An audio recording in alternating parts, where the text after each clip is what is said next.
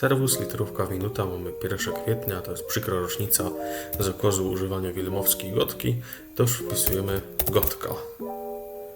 No i sam gotki też nie ma, to takie fajne słowo na tastaturze 5 liter zarają. Werty. A, mamy 3 żółte i jakie fajnie połączyć tym P. Aha.